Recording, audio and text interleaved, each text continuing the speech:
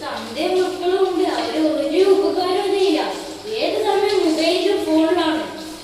ഒരു ഹെൽപ്പ് കൂടി ചെയ്യുന്നില്ല.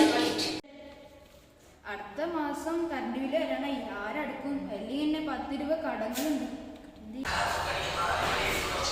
സാജിയേ, സാജിയേ, സാജിയേ, ഈ ചെറുക്കനിക്ക് ഒരു റെസ്പോൺസ് ഇല്ല. എന്താണ് മുമ്പിലാണ്ടി ഉമ്മാനെ സഹായിച്ചോട്ടെ.